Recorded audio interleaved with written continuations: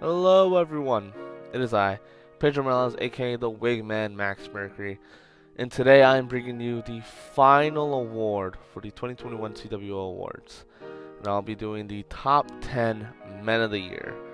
So bear with me guys, everyone have a snack prepared because I feel like this is going to go pretty long. So without any further ado, let's get on to the top 25 Men of the Year. So number 25, and this is I'm gonna group two people on the spot because it wouldn't make sense to keep them separate. But yeah, number 25, the Birds of Prey. So the Birds of Prey, I've already went over them in the Tag Team of the Year video. You go check that out. But just as a quick summary, they returned to XWF after being conspicuously absent during 2020. And they defeated Team Canada in their return match to win the XWF Tag Division Championships. They would go on to retain against Bronx Bunny, Azure Justice, and then and Lale, with one of their biggest defenses being against Bronx Bunny and the Hardcore Hate Crew at Absolution 2 in a triple threat TLC match. And even though they didn't get Tag Team of the Year award, they still racked up a lot of points and a lot of quality wins, so they just barely squeaked onto the top 25. Before I move on to the next one, I just want to mention, just like with the top 25 women, I did make some changes. I took out two people from the original draft of the list in order to make room for two other cons that I thought were more deserving. And I'll mention who they are as we get to them. But for number 24, no one probably ever expected this. Number 24, Ron. So when it comes to anybody on this list, Ron has probably had the most up and down year for sure. So we started off the year not in a good place. He lost to TKE in a career versus title match at New Year's Revolution in EWF. And then checks notes because I definitely can't do this without notes. And then after that, he was kind of just going along with the motions for the first half of the year, being in the strong punishment team with Jacob Steele, which, was kind of just meant to job the two before they were released. There was that one live event match with the Hardcore Hate Crew, which was, it was fine up until, like, the ending stages of the match. But then things started to turn around with his stuff in BCW and CGW. So in BCW, Ron would win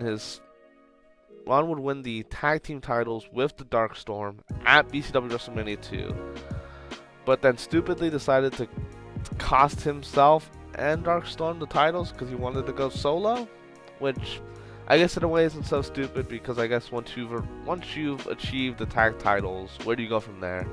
And Ron decided to look out for himself, so it's whatever. But I guess it all really paid off because throughout, from WrestleMania 2 all the way to SummerSlam, he and Darkstorm would have a pretty good feud, pretty decent feud. And it ended off in a steel cage match at SummerSlam Volume 2 where Ron actually beat the Darkstorm after Darkstorm missed a splash from the top of the cage. And since then, Ron hasn't really done too much. He competed in BCW. He competed in a number one contenders fatal four-way match to decide the challenger to Dave Alpha's BCW championship at Overtaken, losing the match but not getting pinned. And then in other companies, he formed a new faction with the Dark Storm and Insane Zane at ECCW WrestleMania 3. He defeated Scorpion at MWE Meltdown after losing to Scorpion at WrestleMania and forming a tag team. He even won the PWF Violencia Championship by defeating Antho at Final Judgment right at the end of the year. So, for the most part, it was a pretty fine year, It'd be top 25 worthy? No. But his work in CGW has really elevated Ron just high enough to barely make the list, with his two big victories being against Mario Sanchez in a one-on-one match to decide the team captain for the SmackDown brand at Survivor Series, surviving 3 AAs, and then defeating Team Raw in the main event of Survivor Series as the sole survivor. Even though there were some shenanigans with Rob Andrews, distracting Leo Sampson, it doesn't take away from Ron's victories, and congrats to Ron being in the top 25. That's all I'll say about that. So moving on, we have number 23, Chris Azure. So Chris Azure was one of the few guys I was considering not putting on this list, just because in terms of single stuff, he didn't really have that many big wins. But for the most part, it isn't always about wins. Sometimes it's all about having great matches, or just great storylines, or just doing stuff throughout the year. And that's something Chris did in spades. So I guess I'll go over the biggest thing he went through, and that was his feud with Justice Edge in BCW. So we start back at WrestleMania 2, where Chris Azure made his surprise debut against El Mago in a surprise match, beating him pretty quickly, and then reforming the Azure Justice tag team in order to challenge Team Bring It at Road to Glory, where they ended up losing the match. And then right afterwards, Justice Edge would just snap and just attack Chris Azure out of frustrations due to all the losses that Justice has gone through ever since losing the BCW World Title. And then on the road to SummerSlam, Justice Edge would then fully turn heel, and then we would get this very intense program between the two that led to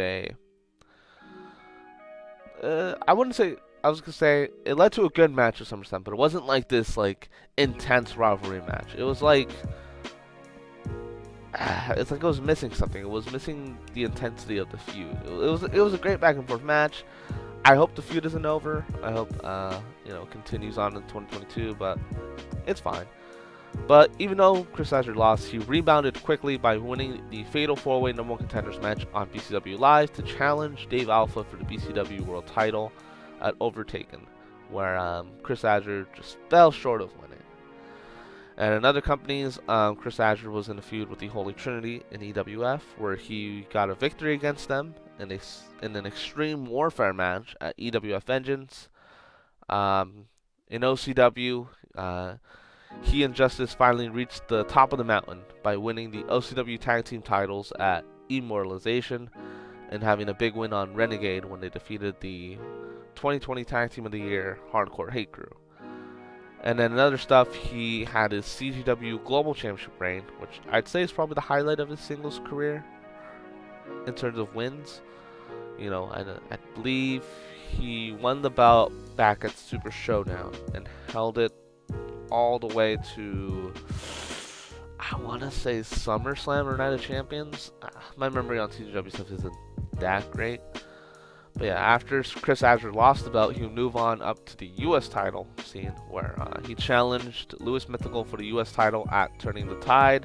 I hope none of you guys heard that. That was like my house phone. I'll just continue anyway. So, besides that, Chris Azure's had a pretty good year. Just in case, I'm going to pause this. And we're back. Sorry about that. But yeah, that's about it for when it comes to Chris Azure. So, moving on to number 22, Arrow. So, I've already gone over some of Arrow's achievements and stories in 2021 with his Feud of the Year with Crazy Boy, so I won't go into it too much.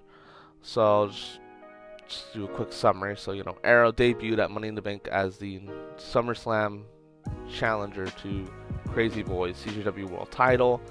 Those two would have a feud all the way to Hell in a Cell that resulted in Arrow no-selling a power bomb from the top of the cell and then going through the cell. But I'm just gonna get over that.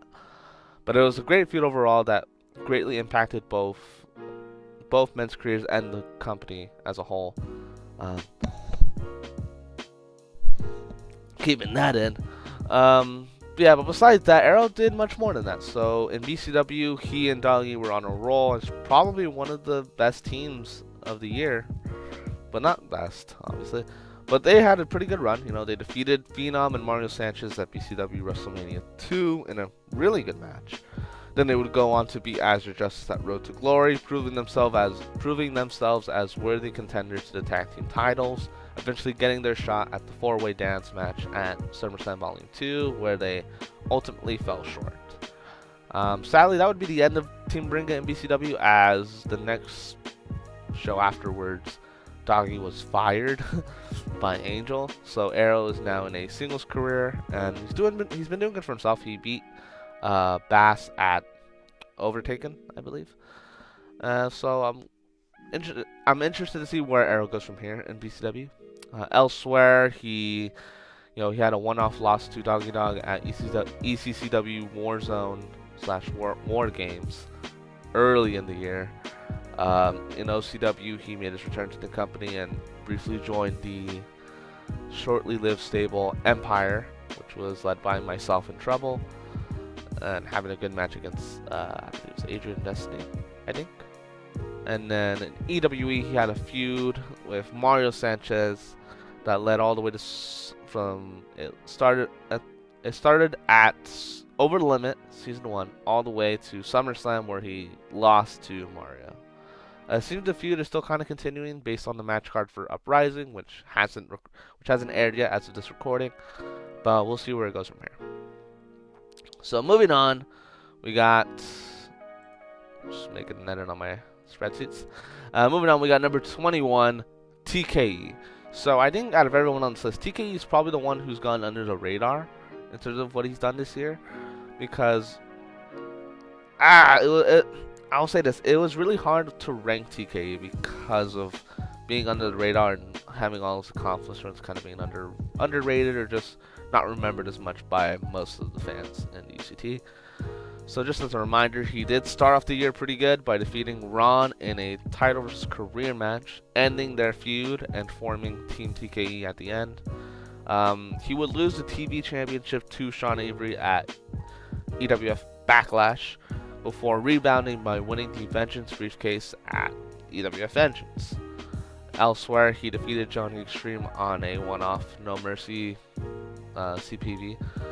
And then in ECCW, he had his feud with Stunning Brad over the Universal Championship that ultimately led to the Fatal 4-Way match for the Universal title at WrestleMania 3, where he lost to Rocket Clippler, where it also involved Stunning Brad and Angel Alexander. After the match, TKE would ultimately quit the company out of frustration. So I'm interested to see if that actually leads to anymore, or if that's the end of TKE in ECCW, but it's okay. But I think the biggest contribution to TKE being on this list is his feud with Antonio Ferrar. I don't know. I'll show the name up here to show how it's spelled. But yeah, that title feud was probably the biggest program in Nueva Sangre, which is PWF's developmental brand. He lost to Mart War in a 3-way Hell in a Cell match at Hell in a Cell that also involved Antonio Ferrar. And then the feud will continue all the way to Guerreros Inmortales, where it was like this big match to decide. I think it was a match for the Nueva Sangre, or for English viewers, New Blood title, that ultimately he lost to Antonio Ferrar in like the final 2, I believe. But in the end, TK would eventually get a win, and a big one, mind you, by defeating Antonio Ferrar at Final Judgment in a submission match, I believe, or an I Quit match, to ultimately win the Nueva Sangre Championship, ending out the year on a good note. And but yeah, I think TK went very much under the radar in terms of what he did this year, and I don't think I would rank him higher than this, as you'll see by the next entries, but I think he did pretty good. He always surprises us every year. I think he ended up on last year's list too, so I'm interested to see if TK just keeps moving up the ladder. And speaking of ladders, number 20 we have Victor X. So Victor X has kind of had a tale of two stories in the UCT. So I'll talk about what I mean by that. So for one, we have his big feud with PJ Skills that happened all throughout BCW. So he started off the year winning the BCW All-Star Championship against Jacob Cass, I believe, at WrestleMania 2, before quickly returning to his feud with PJ Skills at Road to Glory, where he lost it in a really good match. You're going to hear me say really great match when it comes to these two.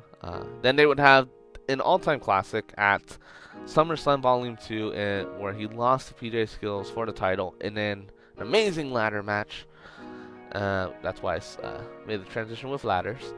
I thought that would be the end of the feud, but it seems like it's still continuing based off the match at Overtaken, where he teamed up with Brendan X to take on PJ Skills and Joxy P in arguably one of the best matches of the night. They sadly lost, which means Victor X will not be able to challenge for the All-Star Championship, so I honestly do wonder if that's the end of the feud there, but we'll see. I don't know. I feel like it's not over yet. I feel there's a part of me that believes that this will continue at least all the way to WrestleMania 3, maybe. We'll see. And then in terms of other stuff that Victor X did, he was the first EWE champion following the EWE reboot, and has so far had 4 successful defenses. I think it's 2 against Silvio and then 2 against Lula from when he won it at Over the Limit, and is all the way to SummerSlam, where he's still the champion. And the reason why I said it's a tale of 2 stories is because you have BCW, where he suffered a lot of losses, but still put on great matches, but still losses either way. But in EWE, he's been the dominant flagship champion, because you have on the other side of the EWE brand, you have Rocky N, who's the undisputed champion, who's kind of been winning by nefarious means, just like barely skating out of losing, while Victor X has been like winning clean every time and just out wrestling his opponents. So there's that. And I'm glad to see Victor X on the top 25, because I don't think he's been on this list for like a while. Probably maybe 2016, 2017, which is very sad when you think about it. But I'm glad to see the career resurgence that Victor X has had this year. So I'm very happy about that. So moving on, we have number 19. Just check my camera just in case I was still recording. I still am, thank God. Number 19, we have Junction.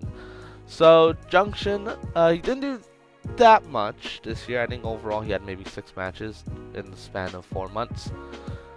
But what he did in those 4 months was just enough to score a placement on this list. So he started off the year defeating Reverend Al at Eye for an Eye for a chance at the Internet Championship. He would challenge Anto, who was and is still the Internet Champion, at Shockwave 71, ultimately losing to Anto in the main event. But Junction would rebound higher than anybody else by winning the Men's Gladiators Gauntlet match for a chance at the XWF World Heavyweight Championship, held by, you guessed it, his big brother Damage.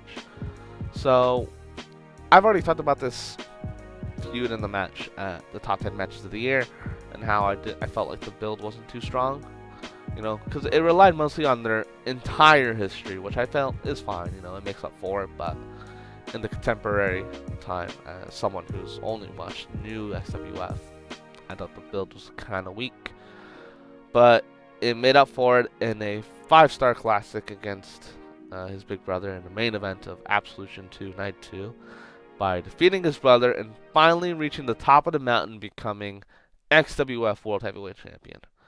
Junction would make one more appearance in the year by retaining his title against Alias at Terminator 6, but that was a couple months ago, back in the summer, and we haven't really seen Junction since, and that's kind of why he's not any higher.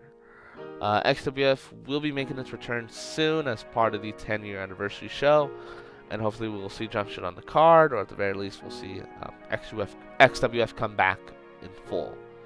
So I'm really looking forward to see what Junction does with his title reign. I hope it's not like I hope he doesn't just lose it right away.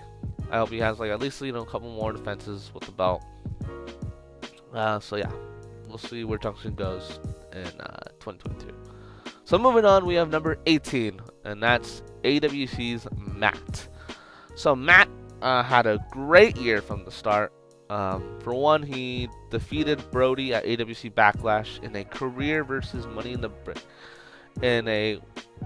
I'm just looking at the stipulation. It's he defeated Brody in a match where both his Money in the Bank briefcase and his career was on the line. but he was able to win the match with I think some help from Arrow as in terms of a distraction. But either way, he still got the deed done and defeated Brody.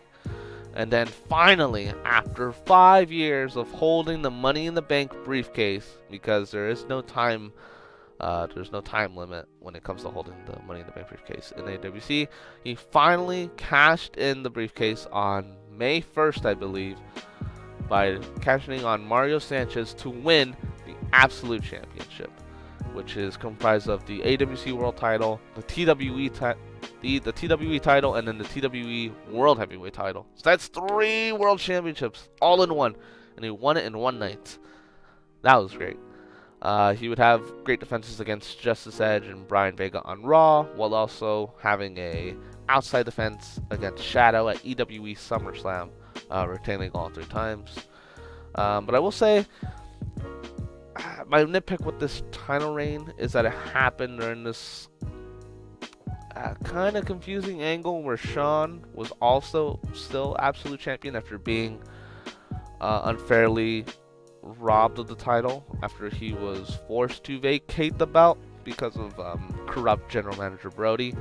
But upon Sean's return, he was still labeled as Absolute Champion by Mr. Eagle. So we had 2 Absolute Champions. Basically, it was the Summoner Punk all over again, but just still as confusing, but in a different way. In the end, though, we managed to resolve that issue at the end of the year at New Beginning in Yokohama, where Matt ultimately lost to Sean in a fatal 4-way involving Mario Sanchez and Rocky N, being the one who was ultimately pinned, sadly. I hope this isn't the end for Matt's main event run. I feel like he could have gone so much more, but I can't deny all the great stuff that he did this year, and that's where I'll be. Sorry, brain fart. But I don't regret putting Matt on this list, and I hope I see him again on this list next year. So moving on, we have number 17, and that's Eddie Lee. So once again, I've gone over Eddie Lee when it comes to the the most improved video of the year. So I'll just quickly go over what he's done. He started out the year in a feud with Brendan X, defeating him at WrestleMania 2 for the Heritage Championship, and then having an amazing reign throughout 2021, being in the likes of Jay Fontaine, Andrew Holt, his brother Luke Lee, which was probably the biggest feud of his title reign, and then defending in a 5-star scramble match against Daniel Wright, Blade, Jay Fontaine, and Hirosta. As of now, this recording, Eddie Lee is going to defend his BCW Heritage title against Jason Ramirez at Trouble in Paris. And I feel like this might actually be the case where Eddie Lee loses the belt. But if not, he had an amazing 2021 nonetheless. And I hope he goes to even greater heights in 2022. So moving on, we have number 16, Silver Star. So once again, I've already gone over this in the most improved video. Go watch that, please, and go watch all the other videos on my channel. So once again, I'll just go over quickly what Silver Star has done. So I think he started off on a losing effort, by losing at EWF Vengeance against DJ Hero and the Ninja, where he teamed up with his Hollywood Stars tag team mate Vix in a pretty great match that I would say sold me on the Hollywood Stars tag team. But Silver Star would do his would have the not that great with words. But Silver Star's greatest achievements happened in CGW when he won the Money in the Bank briefcase at Money in the Bank, and then cashed in on the CGW champion Alias at SummerSlam. And then from there on out, he had pretty top-level defenses against the likes of Antho at No Mercy, Antho and Johnny Extreme at Survivor Series, Antho, Johnny Extreme, Alias, and Rob Andrews at Night of Champions, and even to this year, he defended it against Antho in the TLC match, finally ending their feud. And yeah, Silver Star had an amazing year. Not much else I can say that I haven't already gone through the most improved, so once again, just go watch that. And then another match he had this year was his loss to Antho for the Internet title at Tremors 1, ultimately kickstarting that feud that happened in CGW in a way. But yeah, Silver Star had a great year. I think he's already continuing that into 2022, so I'll be happy to see where it goes from here. So moving on, we have number 15, Crazy Boy. So Crazy Boy is going to ultimately brag about this to Silver Star, and that's going to be funny to watch later. But Crazy Boy, I think he's the only one on this list to have gone undefeated this year. I think. Maybe. At least in CGW, at least. So Crazy Boy not only was undefeated this year, but he also started his own company, CGW, where he won the World Heavyweight Championship against Death Road, I believe, at Super Showdown. And then from there on out, he's been champion the whole time. He has not lost a single match, retaining against the likes of his brother Death Road, Destructo, Arrow, Mario Sanchez, and John Silva. So some of the biggest stuff that in his title reign was his feuds with Arrow, and then his more maligned feud with John Silva. But I can't deny the facts when it comes to Crazy Boy, and that he had an undefeated streak basically this year for 2021. And he had a good reign overall, and it's still going. He retained against John Silva at CGW TLC, which just happened like I think 2 days ago as of this recording. So I'm very interested to see where Crazy Boy goes from here, because right now there isn't really any viable challengers to the belt besides maybe like Angel Alexander and the Dark Storm, who I both think will be in the Royal Rumble, so we'll see where that goes from here.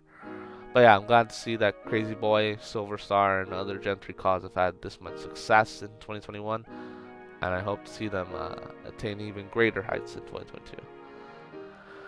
So I'm just gonna check the time. I'm already at 26 minutes, and I think I'm barely hitting the halfway mark. So, okay.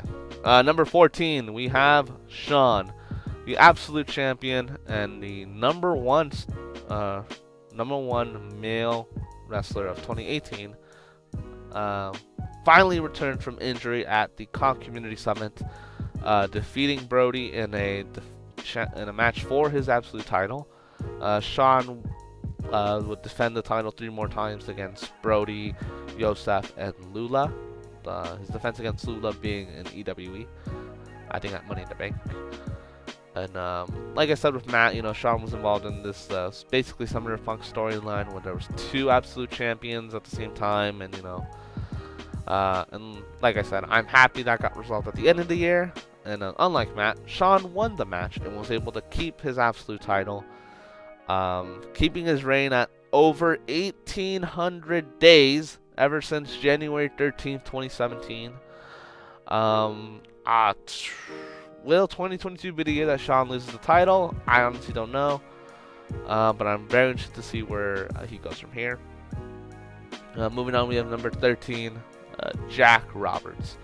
So from here upwards, I will just point out that from Sean and below, I had trouble ranking who would go in what place, because they were all so close in points, like in a margin of like 2 points or something. So I was moving them all around. But from Jack and upwards, I've pretty much kept it the same, minus like maybe 2 changes in terms of where they were placed. So here we go. So Jack Roberts also had a pretty underrated year. While he didn't have that many big wins, he did have big losses, but it was still great matches nonetheless. So first I'll go over his accomplishments in ACW, where in the ACW's only show, SummerSlam, where he won the ACW Hardcore Championship, continuing his name as the best hardcore wrestler in the UCT. Elsewhere in OCW, he had some big losses, where he lost his Intercontinental title to Alias at Never Back Down, and then using his last All or Nothing ladder shot opportunity against Adrian Destiny for the OCW title at the Royal Rumble, where he ultimately lost. Jack would then try to win the All or Nothing ladder match again at Immortalization, ultimately falling short to MCL. But besides that, he's had other big wins. CXW Extreme Measures, he defeated Mario Sanchez, and that's never an easy feat. And then in other companies, he was the CGW Tag Team Champion, along with Brendan X as part of the Satan's Sons tag team, where I think he debuted at Night of Champions and defeated the Priests of Tables, I think that's what they're called. I really need to study up on my knowledge of UCT stuff. They would hold the belt throughout the rest of 2021 before losing the titles at the beginning of 2022 in a tag team turmoil, but I'm not counting that loss since that was in 2022. Elsewhere, he lost his WWF Hardcore Championship to Ryan at New Beginning in Yokohama. But I think the reason why Jack Roberts is on this list is because of his work in BCW and PWF. So in BCW, he had his hardcore feud with JJ Ramirez, now Jason Ramirez, where he defeated him at WrestleMania 2 in a Belfast Brawl, I believe. I don't know, but it was a hardcore match. And, you know, when it's a hardcore match, you almost always bet on Jack Roberts. Jack would then later be involved in the main event of SummerSlam Volume 2 as part of Team BCW with Angel, Peter Reed, and Kage against Heaven Inc., Danny Stevenson, Ace, Cole Quinn, and his rival, Jason Ramirez. Ultimately, Jack and his team would lose after Angels turned on them, revealing himself as the true leader of Heaven Inc., which is not many people saw the twist, especially me, even though like the connections were right there. Good on you, Justice. But yeah, that was Jack's last appearance so far. I think he will be getting vengeance on Jason Ramirez. I guess an early prediction for me would be that Jason's probably gonna win the Heritage title, and then maybe Jack will go after that. But then in PWF, Jack would debut in Season 4, feuding with Jaquan Frazier, and winning the PWF Extreme title at, it was PWF Summer Scandal, which in Spanish is Verano de Escándalo, I think. But yeah, Jack had a really good year, you know, very underrated. Not enough to reach the top 10, but, you know, he was putting out quality matches all throughout, and that's a plus for me. So moving on, we have number 12, Angel Alexander. So Angel's probably screaming at me for why I didn't give him enough points in the year. Sorry, buddy. But honestly, you had a lot of big wins this year. So first off, you defeated Jet Omega Elliott in the main event of COG Community Summit, where you retained your XWP title. Elsewhere, you defeated Brett Storm in the only NHPW event, in the main event, where you defeated him. And then in EWF, you retained your EWF Titans Championship while you still had it, against the likes of Gray at New Year's Revolution, and then against the Dark Storm at Judgment Day. And in other companies, you didn't do that much, but you did just enough where you had high quality matches like you always do at the beginning of the year, and just holding enough points to where you would make it high enough on the list. So good job for hacking the system. But yeah, in PWF, you won and lost the PWF Rey Reyes Championship in a feud with DJ Hero, where you lost at Lucha Mania 3. You also challenged Johnny Extreme for the PWF World Heavyweight Championship at the Royal Rumble in a really good match. You know, both of you and Johnny are very high elite workers, so I expected nothing else but greatness, and you guys succeeded in that. And then you ended off your year in PWF by winning the PWF Latin American Championship against Mike House at Verano de Escándalo, aka Summer Scandal. And yeah, for the most part, you didn't really have that many losses, and just big high quality wins whenever you wrestled, and that's enough for me to be put on the list. So moving on, we have number 11, and that's the Dark Storm. So the Dark Storm was initially in the top 10, but after looking at this, I decided to bump him down in exchange for somebody else who I will get to later. But Darkstorm had a very great year nonetheless, even though at the beginning he was kind of whining about how his career was going down the toilet. But something that changes once you win the NWE World Heavyweight title, when you defeated Jester D, the former champion, and Scorpion in a triple threat match in the main event of Pandemonium Episode 2. He would go on to retain the title against Albert Williams at Meltdown, and right now is gearing up for a feud against his own brother, Joey Lanius.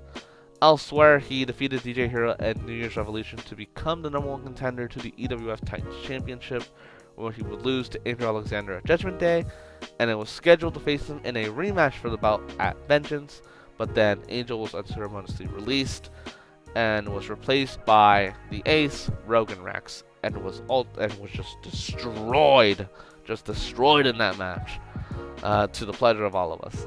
sorry, Darkstar. But elsewhere, he rebounded. He feuded with Jacob Steele in PWF, where he was in a tag team, winning the PWF tag team titles at Lucha 3 before losing to who did he lose the titles to? Oh, he lost them to the Wolfpack, like on an episode of Instinct, and then turned on Jacob Steele. This will lead to their match at Verano de Escandalo, where he defeated Jacob Steele, and is probably gearing up for bigger and greater things in PWF. Darkstar would make his surprise debut in CGW at Survivor Series, defeating Team Raw in the main event of Survivor Series. I'm trying to remember what he did. I think he got Chris Azure counted out, but then got kicked in the face by Rob Andrews, I believe. And then one of the bigger things he did was winning the tag titles and then feuding with Ron in BCW. So he and Ron defeated the Culture at BCW WrestleMania 2 to win the tag titles, and then was betrayed immediately by Ron, that bastard, and then lost the belts to Anti-Life, who cashed in. He would go on to feud with Ron throughout the summer, and then losing to Ron in a steel cage match at SummerSlam after doing a trying to go for a splash on the top of the cage and then missing horribly. Darkstar had a pretty good year. Ultimately, it was pretty good. I would say that Darkstar's claim that his career was going down the toilet was very horribly mistimed and inaccurate, and got dated real quick. But yeah, hopefully you do have a good year for 2022. Don't whine about it, just saying. Okay, now moving on to the top 10, and I'm just going to look at my time. I'm already at 36 minutes. I told y'all this was going to be a long video, and it's just going to get longer because I think everyone from the top 10 has done so much, because they're all part of so many shows. So bear with me, guys, including you, Bear. So number 10, we have Mario Sanchez. So Mario Sanchez has done quite a lot this year, so I'll just go over some of the minor stuff first. So he lost to Brendan X in a 2 out of 3 falls match at DSW WrestleMania 1, and he lost to Jack Roberts at a CXW Extreme Masters. Besides that, a lot of stuff he did was pretty big this year. So for one, he started off the year as the absolute Triple Crown Heavyweight Champion, holding 3 belts at once, retaining against DJ Hero at AWC Backlash in a match with a tad bit too many super kicks, or at least too many super kick attempts, because there was 12 attempted overall, but not as many hit, and that's because Mario was kind of just ripping on DJ the whole match. He would retain against Ashley Troy at the Con Community Summit before losing his titles via cash-in by Matt on May 1st of the year. Mario would ultimately challenge for the belt at New Beginning in Yokohama in the Fatal 4-Way match mentioned earlier, but he lost the match to Shawn, but didn't get pinned, so that's good. Elsewhere, he had his OCW Tag Team title reign with DJ Hero. They had, I'm trying to remember the defenses. I know they retained against the Bro Code at Never Back Down. They didn't have a tag title defense at the Royal Rumble, and then from there, they had their big triple threat tag team match, I think, against Azure Justice and Hardcore Hate Crew.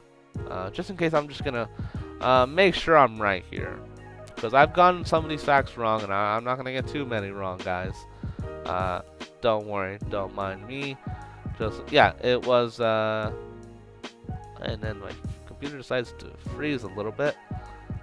Oh my god. I'm just gonna trust myself that it was a triple threat tag team match. Hopefully. Wow, it really did freeze on me. Okay, well, at least it's still going here. So sorry. Yeah, it was a triple threat tag team match. He did defeat. He lost to Azure Justice in the triple threat tag team match against Hardcore Hate Crew. So sorry. But then after that, he would rebound quickly by entering the Mixed Match Challenge with his girlfriend Sue, and winning the Mixed Match Challenge in a great 2 out of 3 falls match in the finals against their best friends DJ Hero and Ferramosa. And at the end of the match, after it was all said and done, Mario would finally propose to Sue, and something a lot of us, especially me because I'm a diehard romantic, very much wanted for the past couple years now, and it finally happened. So thank you, Dalton, for bringing us that moment. Elsewhere, he debuted in CJW at SummerSlam in a segment where he himself, Antho, Nightmare Kid, and then I think Jacob Cass all debuted at the same time. I do think those debuts kind of been spread apart, and then but it's okay. He would go on to challenge for the world title at Night Champions, ultimately getting pinned in a triple threat match, also involving Arrow. And then at Hell in a Cell, he would make Ron. He made Ron famous by losing to him in a match to determine the team captain for the SmackDown brand at Survivor Series, ultimately losing to Ron after Ron kicked out of 3 AAs. Poor Mario. But ultimately, Mario was part of the winning team at Survivor Series when Ron was the sole survivor against Team Raw. Mario Sanchez was the second to last member of the team before he was eliminated by Alias, I think, or Leo Sampson, one of the two. And then he would challenge Crazy Boy for the world title as part of his victory at Survivor Series, losing to Crazy Boy in a great match. And, as you're wondering, Mario's got all these L's, right? That kind of sucks, but no worry, he made up for it in his feud with Arrow at EWE, where he beat Arrow at SummerSlam. Ooh, I'm just flubbing all over, but 9 more to go. Alright, so here we go. Number 9, Adrian Destiny.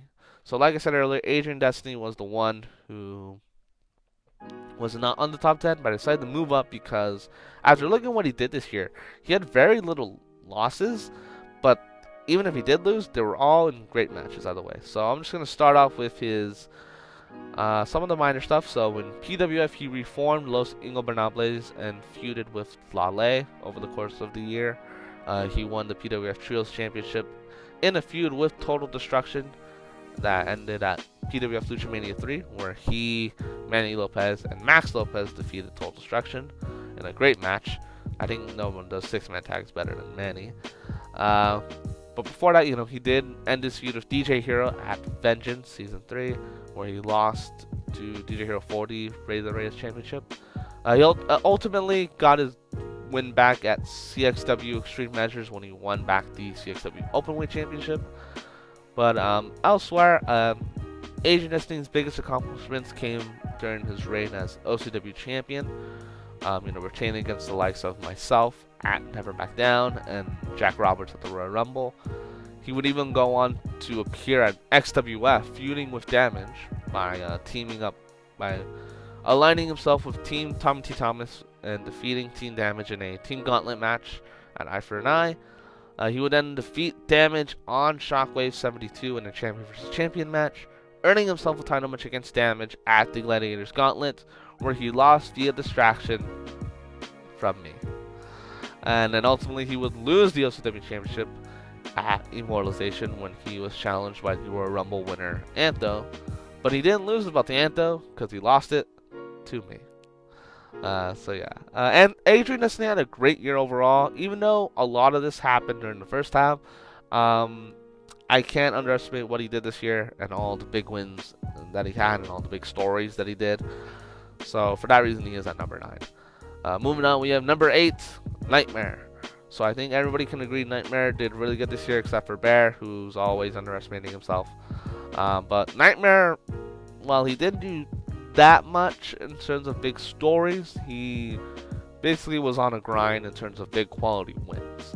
So for the most part, he had his OCW Openweight Championship run, where he retained against the likes of Kid Wild and Mike House on Renegade, and then retaining against the Ninja at Immortalization. He would defeat Alias in a champion versus champion match at the Mixed Match Challenge finale. And then elsewhere, he had his feud with Quincy Demont, where he lost at Backlash, but then rebounded by defeating Rocker in a really good match at Extreme Measures. And then elsewhere, he had his feud with Monger and ultimately ended the big man streak at Absolution 2 in a steel cage match. So while there wasn't that much that Nightmare did in the year, he grinded a bunch of quality wins, and I gotta respect that. So next we have the man whom I've talked too much about for these CWO Awards, and that's number 7, AJ Black. So obviously I've already gone over everything that he did this year, So I'm just going to rattle off really quickly. He was the BCW World Tag Team Champion with his partner Joe Garcia as part of Anti-Life, losing the titles in a 5-star match at SummerSlam Volume 2. He had a feud with the Holy Trinity in EWF, and then won the Breakout Tournament in OCW, leading to his victory at Immortalization against Johnny Extreme for the OCW NXT title, and then defeating Justice Edge at COD Community Summit, and then losing to him in another great match in BCW Live. So that's it for AJ Black. Moving on, we have number 6, Justice Edge. So Justice Edge has had a really great year. A lot of great character work out of most on this list. So for one, I'll just go over the minor stuff I'll go over the minor stuff before going over the big things that he did this year. So for one, he challenged for the Absolute title on AWC Raw against Matt in Matt's very first defense, and had a really good match, but ultimately lost. He defeated DJ Hero in the only complete match at ACW Battleground. He had a feud with the Holy Trinity, where he lost to them at Backlash in a tag team title match, but then rebounded by defeating them in an Extreme Warfare match at Vengeance. He had his U.S. title feud with Anto in ECCW, where he retained against him. Did he? Well, sorry, I'm just misremembering whether or not he retained against Anto at Warzone. I'm just gonna check real quick. Never mind, he retained against Mahadi Khan, but he would be attacked by Anto, continuing their feud all the way to WrestleMania 3, where he ended up losing the belt to the French Canadian himself. He would defeat Chris Azure on a Road to No Mercy tour. On a Road to No Mercy tour as part of the Law promotion. And then, he would have tag title success with Chris Azure in OCW, defeating Hardcore Hate Crew in a great match on Renegade 15 before winning the tag titles in a triple threat tag team match against the Dynasty and Hardcore Hate Crew. He would lose to AJ Black on the Con Community Summit, but would rebound by his win at the end of the year on BCW Live. And speaking of BCW, that's where Justice Edge probably did his best work. He lost the BCW World title at the Royal Rumble after retaining against Tyler Steele before he was cashed in on by Dever. He would then have the best match of the year at WrestleMania 2 when he lost a triple threat match to the champion Dever, in a match that also included the Royal Rumble winner Aaron Wolf. There were a couple times in that match where Justice basically broke his neck, but he got through it. He has that Ibushi neck, that's for sure. He would then turn heel and feud with his former brother-in-arms, Chris Azure, beating him at SummerSlam Volume 2 in a really good match. Not best match of the night, as you heard in my earlier criticisms when I was going over Chris Azure. But as of now, Justice Edge is about to challenge Dave Alpha for the BCW World title in his home country. So I think he'll win. I think that'd be the right call. But yeah, Justice Edge had an amazing year, especially in terms of character work, and I think he will be an even bigger star going into 2022. So I'm at 48 minutes. At this point, I've already surpassed the top 25 women's video by a couple of minutes now, but we're at the top 5 now. We're at the top 5. Leave your picks. But here we go. Number 5, Anto. So Anto's done a lot of shit this year, being in multiple companies, so I'll just go over them one by one. In BCW, Anto would reform Team Canada with Johnny Extreme, being in a small feud with Peter Reed before eventually turning on Johnny Extreme and then beating him at SummerSlam with the help of his protege, Alex Keynes. In NWE, he would form Matt KO with Mateo and having a feud with the Retaliation, losing a tag title match against them at Meltdown. In CGW, Anto would make his debut in that one segment at SummerSlam and then entering a feud with Silver Star, ultimately putting over the Young Star, no pun intended, at Night of Champions, No Mercy, Survivor Series, and even at TLC this year. At the very least, Anto would get some big wins by winning the number 1 contenders tournament at Turning the Tide by defeating, I believe it was Leo Sampson and then Johnny Extreme in the finals. In EWE, Anto would make a surprise return by defeating Mario on the EWE SmackDown after SummerSlam, by defeating Mario Sanchez in a relatively quick match. I think they could do much more than that, but that's okay. He put over my boy Dean Text greatly in the main event of Vengeance Night 1 for EWF by losing the Global Championship to the Young Star in one of my favorite matches of the year. He would defeat Punisher Ron at Extreme Measures in CXW before losing to Ron at PWF Nueva Sangre Final Judgment, where he lost his PWF Violencia Championship to Ron. He had some title defenses at the beginning of the year against Nick Aries, I believe, and even making an appearance in the Royal Rumble on the main roster. He had his feud with Justice Edge in ECCW, where he attacked Justice Edge after his title defense at Warzone. Sorry, I'm just going to keep flubbing through my words. And then he won the US title from Justice in a battle of the Frenchmen at WrestleMania 3. Then his biggest work, arguably, was in OCW and XWF, where he won the Men's Royal Rumble at OCW Royal Rumble, and then going on to challenge Adrian Destiny for the title at Mortalization in a pretty good match up until I came in and stole the show and then won the belt from Anto. Stealing it from Anto so that he can't win it. We had he and myself would have a feud during the Mixed Match Challenge where he teamed up with Star, and then him feuding with Arrow because Arrow joined Empire. But then I'd say the biggest stuff that he did this year was part of Team Canada and XWF. He started the year kind of bad, He lost the tag division belts to Birds of Prey on Shockwave 69, but then winning the internet title just ever so quickly on the next show, I believe. He would have a great moment where he eliminated Mr. Black and Lord Law in the Gladiators Gauntlet alongside Johnny, those dicks, and then ended up beating DJ Hero and Dr. Khan in a tag team match at Absolution 2. Anto obviously had a great year this year. No argument against that. So moving on, we have number 4, Johnny Extreme. Okay, so yeah, Johnny, sorry he's not going to get that three-peat. But he still had a great year nonetheless. I just feel like for the most part he had a bunch of losses that kind of took away from being at number 1. So let's just go one company at a time. So he retained the PASW Undisputed title at AAPW at the Tokyo Dome Night 1 against Leon Chase.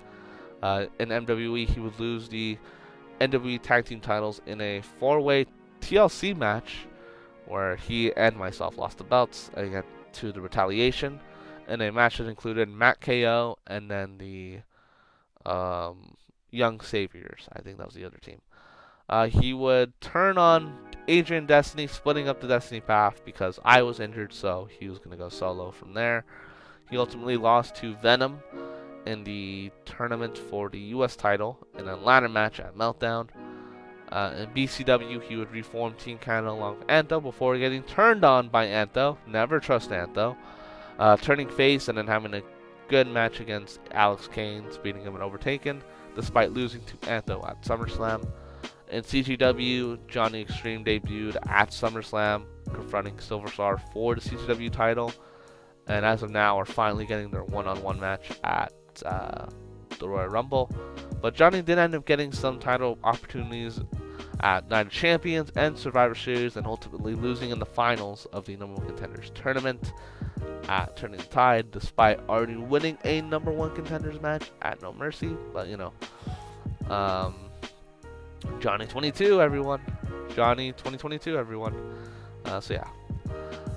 In CXW, he lost to Quincy Demont in a very fun Fatal 4-Way match at Extreme Measures. He won the Money in the Bank ladder match in ECCW in a really great match. He had his feud with Double D in EWE, where he defeated the YWE veteran and gained his respect at SummerSlam, and then would end off the year for EWE by becoming number 1 contender to the EWE Championship by beating Lula. He would make a small appearance at EWF Vengeance when he returned from injury to attack the 7 Deadly Sins alongside Victor X. He lost to TKE on the No Mercy Tokyo Tour. In OCW, he made it to the final 3 of the Royal Rumble match, putting on a great performance, and ended up winning the OCW NXT title on Renegade 16, I believe, before losing the belt immediately to AJ Black, putting him over at Immortalization. And then I'd say Johnny's best work would come in PWF and XWF. So for PWF, he started out the year as PWF World Heavyweight Champion, retaining against Doggy Dog at Vengeance, Angel Alexander at the Rumble, and then before losing the belt to Ren and X in a very, I'd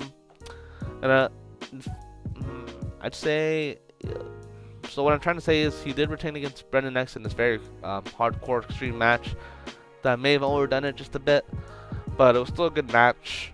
And then ultimately lost his rematch to for the belt at Verano de Escandalo in a triple threat match against Brendan X and the new champion DJ Hero, which I'll get to in a second. But yeah, he lost the match when Brendan became champion again. In XWF, like I said, he lost to the Birds of Prey at the beginning of the year, and then would still lose to the Team Tommy T. Thomas in the Team Gauntlet match an eye for an eye. Sadly, he didn't get the rebound like Anto did. He would be a part of one of the most hated moments, but you love to hate it, when he eliminated Mr. Black and Lord Law in the Gladiators Gauntlet match at Gladiators Gauntlet 2. And then ultimately defeated DJ Hero and Dr. Khan in the tag team match at Absolution 2.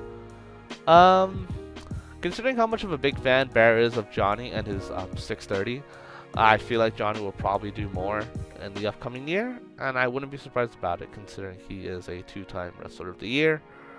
And who knows, maybe he might be going for that 3rd time in 2022. So moving on, we got number 3, myself, Max Mercury. So here we go. Time to go on an ego trip. So for AWC, I started off the year losing to Vandy at Backlash. That sucks, but I ultimately rebounded by winning the Undisputed Tag Division titles at New Beginning in Osaka, ultimately pulling the victory out of my ass when Rogan Rex came out and decided to be my partner and beating Berserk to win the tag titles. I would end the year in AWC by losing to Amber in a 5-star match at New Beginning in Yokohama, gaining this behemoth's respect, finally ending the feud, and hopefully ending my stay at the hospital. Elsewhere, I lost to the trio of AJ Black, Chris Azure, Justice Edge at Vengeance. I didn't get pinned, luckily. And then I also would lose the NWE Unified Tag Team Championship at WrestleMania, DSW WrestleMania, where I got injured by going through a table. That's a shame. But elsewhere, I did really good in the year. For one, in OCW, I feuded with Adrian Destiny at the beginning of the year, losing to him at Never Back Down, but I still had my briefcase, so that was fine. But speaking of which, I ended up cashing in my Money in the Bank briefcase at Immortalization, running down the ramp like Seth Rollins and winning the OCW title, ending Immortalization in the best way possible for the entire company, really.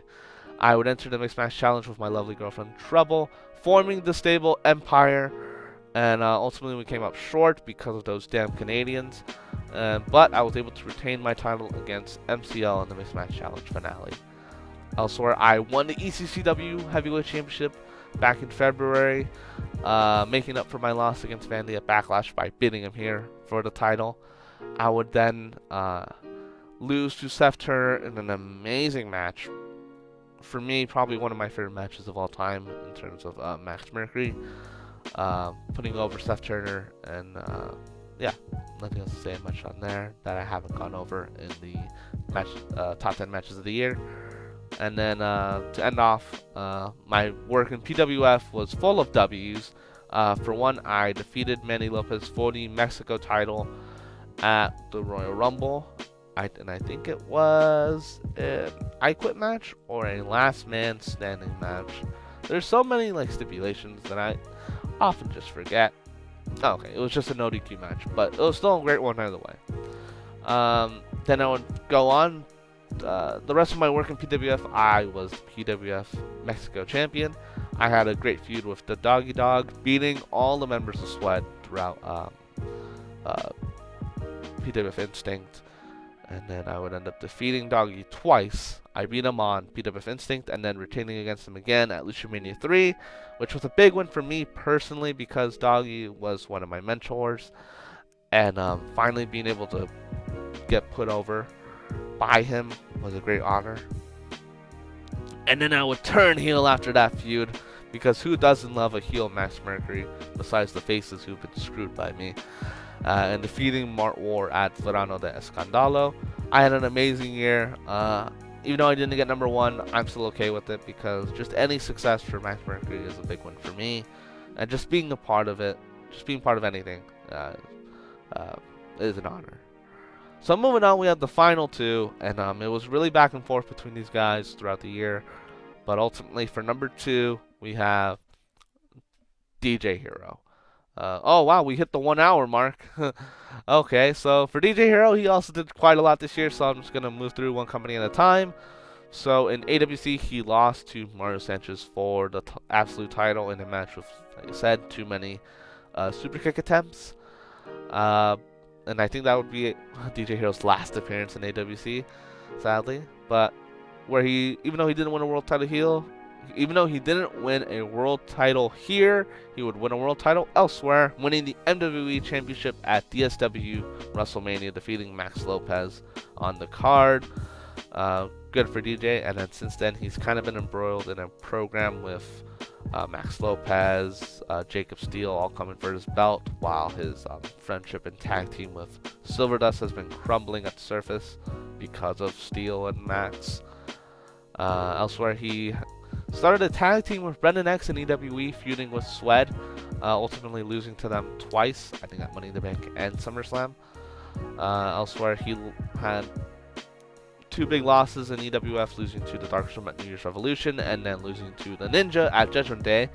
And per agreement, he decided to form a tag team with the Ninja, defeating the Hollywood Stars at Vengeance. I would have loved to seen where that went from there, but EWF reboot, sadly. But speaking of tag teams, he had his great tag team title reign with Mario Sanchez as part of the Dynasty, where he retained against the Bro Code at Never Back Down, but then ultimately lost the belts to Azure Justice at Immortalization in a great match that also involved Hardcore Hate Crew. DJ would then enter the Mixed Match Challenge, teaming up with his wife Faramosa and becoming the runner-ups, losing in the finals because DJ lost twice to Mario Sanchez. I looked at it here. He also had he and Mario also defeated the Bronx Bunny on Renegade 16. Well, wouldn't you know? Elsewhere in PWF, he was around the PWF Rated RES Championship title scene when he defeated Adrian Destiny to win back the belt at Vengeance, and then would lose it to Angel Alexander, like on Instinct or one of the episodic PWF shows, before winning it back at Luciomania 3 and then cashing in the Rated RES Championship and cashing in on Brendan X, who just had his big moment, winning the world title against Johnny Extreme, and then just being Le Champion once again. And because of that win, it made him number 1 for a majority of the year, until he lost the belt back to Brendan X at Verano de Escandalo in a triple threat match that also involved Johnny Extreme. Elsewhere, in CWGP, he had a feud with the young star West Coast Wallace, the selfie stick carrying douchebag, and defeating him at, I believe it was Extreme Rules, in a no super kicks allowed match where DJ Hero won with a super kick when the ref didn't see. You slimy devil. DJ would make his great return to XWF at Eye for an Eye to help out Dr. Khan in their feud with Team Canada.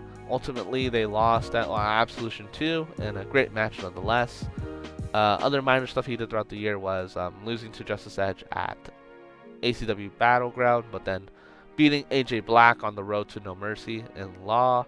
He lost to Adrian Destiny at Extreme Measures, and then he had 2 more appearances for PASW where he defeated Joe Angelo, in a battle of OCW veterans in a really good match at COC Community Summit, and then ending out the year by retaining his PASW Intercontinental title against Arjun Singh.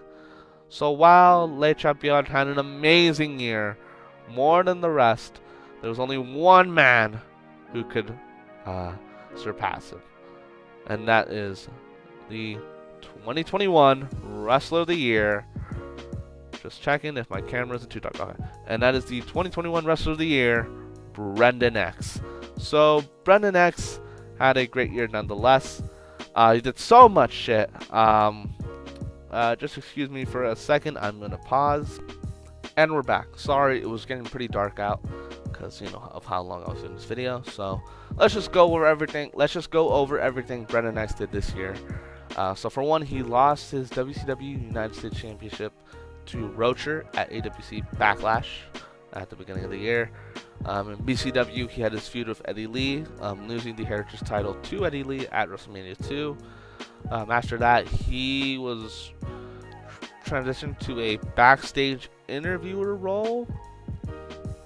It was perplexing at the time, but then Brendan X would resume as an active wrestler and turning face to feud with Heaven Inc. Sorry, my voice cracked there. Sorry, I'm just falling apart now.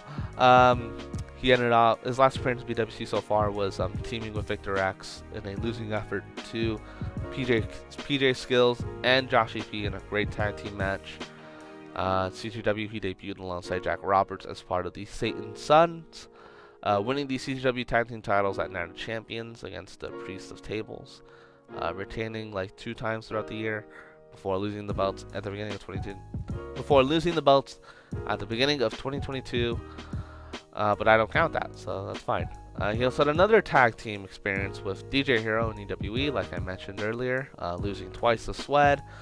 And who knows where they'll go from here. I think they'll still be a tag team because they did defeat Swed alongside, and they beat Swed and Rocky N alongside Angel on the Raw after SummerSlam, winning the match against them. So who knows, maybe there'll still be hope for that team. Elsewhere in EWF, he continued his feud with Jason Mayhem, defeating him in a great match at EWF Vengeance. In OCW, he didn't do too much. He entered the Mixed Match Challenge with his girlfriend Skyfly. Ultimately not doing as good as other teams, but still had great matches. But the biggest thing that he did in OCW was being the back-to-back #1 entrant in the Royal Rumble and Gladiators Gauntlet. And transitioning to that, he would end up winning the No Holds Barred Championship he won it from Sean Savage at Eye for an Eye, and then retaining multiple times on the Road to Absolution and open challenges, and then defeating his one of his inspirations, I would say, Matt King at Absolution 2.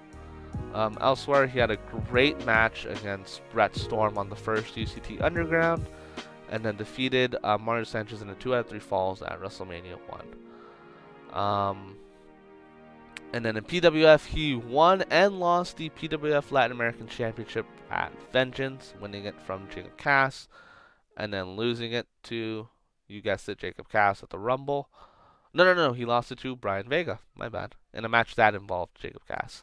But he rebounded quickly by winning his first ever Royal Rumble match.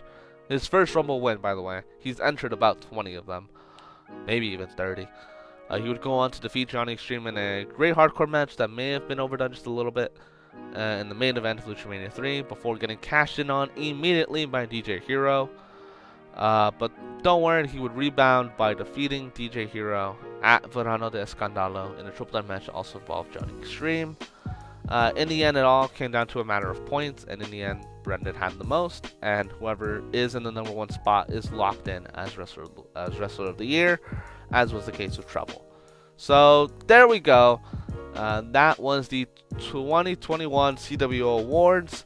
I am glad all of you were here to watch it. I don't know how many of you will be able to stick around for this 1 hour and 10-minute video, but leave your comments and feedback. Leave your feedback below in the comment section, and tell me whether or not you agreed or disagreed with any of these picks. And I will see you guys next year for the 2022. My voice keeps cracking. For the 2022 CWO Awards, and I'll be continuing with my usual video content with the every UCT stable ranked from worst to best, and then other future projects down the line. So thank you for watching. I'll see you guys next time. Bye.